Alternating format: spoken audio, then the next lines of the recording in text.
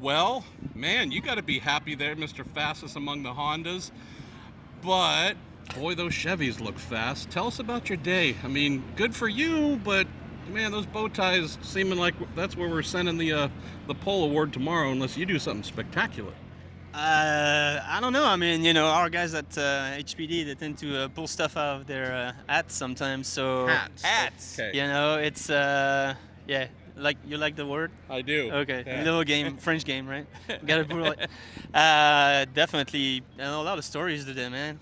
Just like, Psycho. wow. Crazy Okay, so pressure. all right, you said the first one. I think another one is obviously the bumping that was pretty special. Really happy with our performance. That Sealmaster Honda number 18.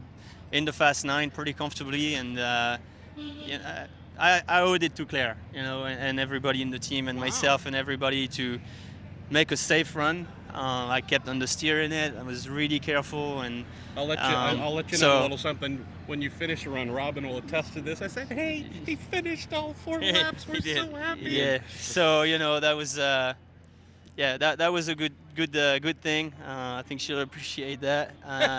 And man, just the end there. What a story. What I can't Kid, think how of a do- single person that would be happy to see Hinch not in the show. No, knowing it's how just much he does for the But sport. I think that so speaks, surprising too. it Like, speaks volumes about what you guys went through this week with this car. Graham struggled, Oriole struggled, Hinch missed the show. You said, I mean, you were consistent as hell all week in the no-toe, Your and, no-toes and, were- and you being up front's not a surprise based on what you did all week. But everything else just seemed like they just threw a ball up in the air and where it landed. Yeah, all three rails, 29, 30th, 31st. It's like, Yeah. what is happening here? I mean, Yeah. Taku was plenty fast. Oriole was plenty fast. All of a sudden, they lose a bunch of speed. They all end up at the tail end there. I mean, I'm pretty sure they'll fix the situation tomorrow somehow, somewhere. But yeah, just a lot of surprises. Just unpredictability, drama. I guess the fans were in for a treat today. Toughest conditions you've driven in here? No, I wouldn't say that. It just a mind game because we practice in the cold, overcast, and then all of a sudden rain comes out right before we go out, right before James goes out, which probably is one of the main factors why he doesn't make the show, because it rained really hard, washed out some of the rubber, and then you got all the jet fuel residue that stays on track. It slides all over the place.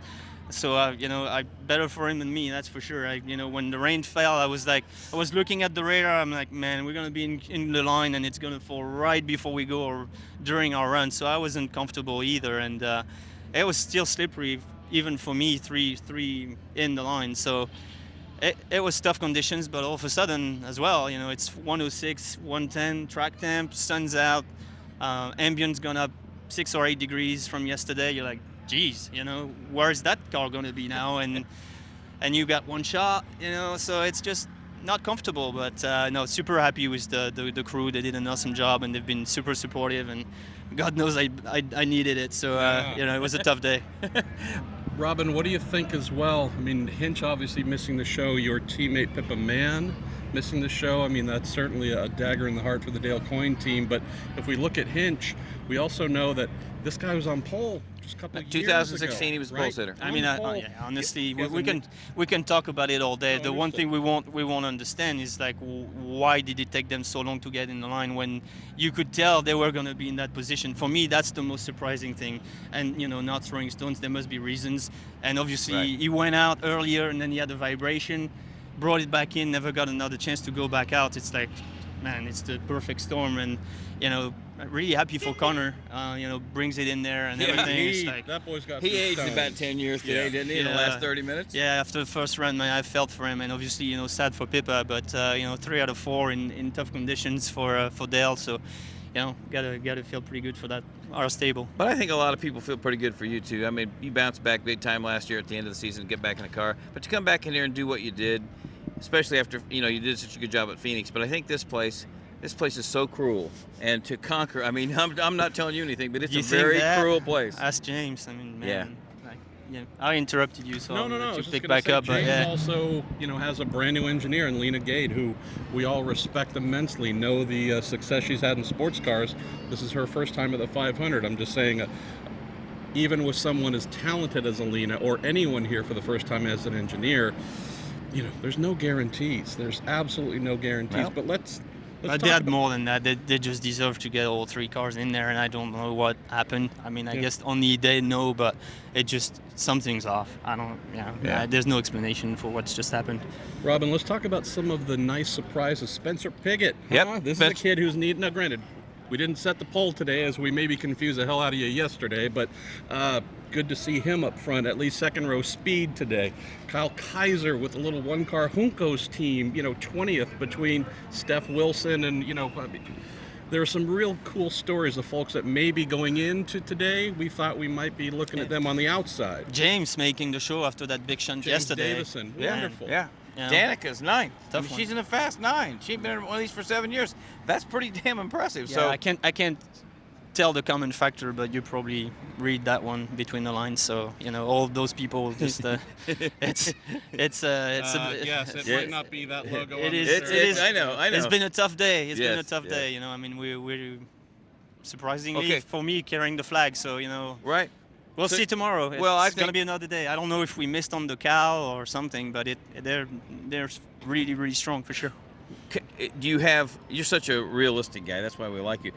Do you have anything for him tomorrow, do you think? Will you make any radical changes, or you're pretty happy with your car? I don't think we're close enough to really be able to just say, let's throw darts at it. And honestly, if you're dominant like we were last year and everything, you go for pole. If you don't think it's a realistic option, I don't see how. I mean, we're obviously going to debrief with the Honda folks, and maybe they're going to say, oh yeah, man, we just missed. The atmospheric conditions were very different from what we've had.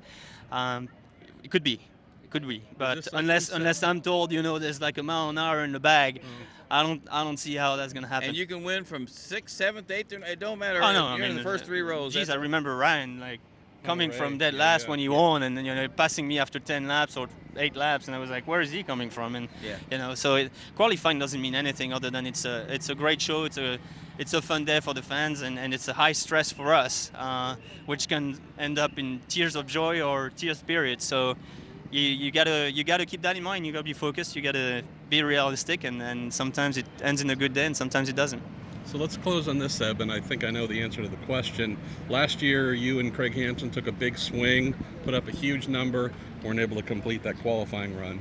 Knowing that you're here in the Fast 9, what do you go into those debriefs with? Hey, we know we're in the Fast 9. We're going to start in the first 3 rows. Don't do anything silly, or do you say, hey, keep digging? Honestly, last year there was a little problem on the mass channel. We missed on something. It was nobody really's fault, but we ended up running way too much front wing in the car than we thought we were, and I lost the car because we burned the right rear and I didn't see it coming. So it is what it is. It happened. Everybody's way more careful, and now and myself included. Obviously I kept some understeer in it, and the way the wind was, you were more pushy in 1 and 2 than in 3 and 4. But I wasn't going to soften up that front bar for turn 2, I tell you that. So it's just a mind game. This place is a mind game. Yep. The whole exercise is a mind game. So like I said, unless tonight we debrief and when we get told that yes, there is a lot coming, I don't see us being able to try something that's sensible that would give us a shot. So we'll see. We'll do the homework. We prepared well yesterday. We got a couple of trims one way or another to cover if conditions change. But tomorrow's supposed to be hot if it doesn't rain. So yeah. So we'll see. It could be another Cove Bowl day tomorrow. Team Penske, fastest Robin with Elio Castroneves, Ed Carpenter right there, Penske's, Carpenter cars, this crazy guy, Scott Dixon in there mixing things up. It's going to be another wild day. What do you Should be think? fun tomorrow, but Bourdais got a new thing to put. We know he's a master of street courses and road races, but he's becoming a pretty damn good oval track driver for a guy that really didn't like him a few years ago.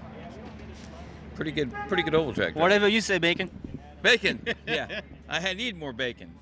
Bacon, and what are you? Are you French? French fries He's and French By the fries. way, I Bacon. got it. Someone. We got a full menu here. I know. We need to do something about this. I'm most of the meal, unfortunately. I got a note from someone on Facebook. Let's close. A guy named Jason Worrell who said he went by the garages. I guess saw you. He was with his son and yelled, "Hey, French fry!" And apparently you gave him a really dirty look.